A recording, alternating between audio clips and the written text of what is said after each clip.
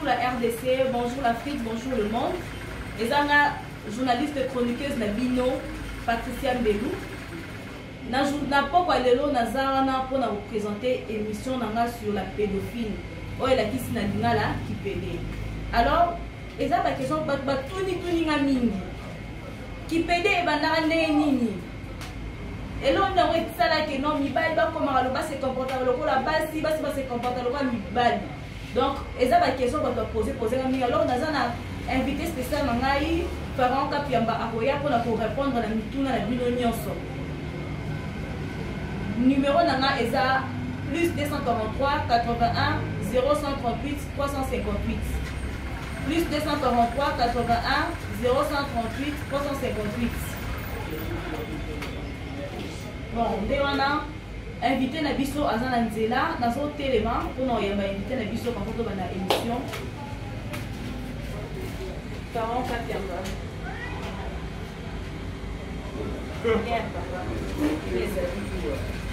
Monica s'est déguisée en tout cas.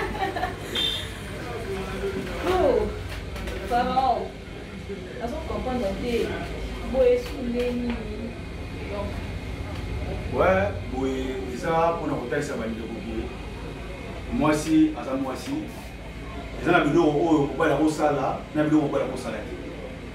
Les gens vidéo moi ça pour sala, na vidéo moi ça pour sala. Moi quand là ti boé, comme chose. Oh, Pharaon, Boé, le roi de l'autre parler c'est la pédophilie, l'homosexualité. Voilà pourquoi je me suis déguisé comme ça. Pour nous ça va nous évoquer. L'homosexualité n'a jamais eu sa place en Afrique. Tu es bien dit. Place est bandée là, tu es évité.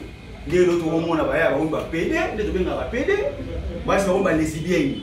Makambouana, tu es évité sur le Outagi, wapi. En Afrique ça n'existait pas. Non, on a dit comprendre. Et banana non n'est puis et là on pousse à moi si à comment Bali à comment moi si. Ouais, et là on pousse mon émission africain, tu perds de culture na biso, tu perds de l'unité, tu perds de savoir peu comportement. Tu remets pour photocopier nuance au monde. Pour ça plaisir ou ça sentiment. Tu remets photocopier, tu remets comme ça au Congo. Mais et ça na carte il y a nature na biso la pédophilie parce que chaque fois mondiale azo comme on avait pas comme boy ou azo kola na kimundele azo kutana na l'esprit azo sala ba vie na ye ndenge na ye baza ko inspirer na ba comportement ya ndenge wana nesi ba molo wana ti ba Sophie be bazali ba Sophie bazali ba to ba kushana ba nyamba ba benga ba Sophie mo wana dictionnaire za la te ba Sophie ba bani na ba 1980 ti lelo ne ba créer Sophie. Homosexualité parce que tu as transsexuel, comment on a transsexuel, tu as hermaphrodiste, tu as comment on a africain par sentiment, si c'est par point on comprend l'été, comment on va payer. Nous comprenons les montées. Sur le comme yo, na mobile, na moninga mobile. Si on s'est couplé, beaucoup de temps. Bon ça la ligne. Moi si. Na moi si, beaucoup mais moi c'est na mobile, comment créer? Vous avez montré que c'est ridicule. Vous n'avez pas montré conseil de ça la radio que non, Babylone voilà c'est la sorcellerie, c'est ridicule. Bon produit ni maman. Ce que nous niama, à ce moment là point on a été, il y a olinga muninga ne niama mobile. Pour pas comment là là comment moi c'est na mobile. Bon ce que nous ndek soso na muninga ne soso mobile na soso mobile. J'avais ça là comment moi c'est na mobile. Mais comment va niama pour tout va raisonner? Parce que dans ordre normal, bino partout, beaucoup mis pour qu'il n'y ait pas en dehors de la réalité. C'est quoi ce c'est la folie. Et on dit que la dimension africaine, l'homosexualité n'a jamais existé en Afrique. L'homosexualité n'a jamais eu sa place en Afrique. Bino vous avez pédé, vous avez homosexuel, vous avez lesbienne, vous avez en Afrique et ça jamais comme ça. Bon changer votre mode de vie na bino parce que nous autres moi signé va celle là yango. Et ça là au monter au sala où les kinzo dans moi c'est zaki.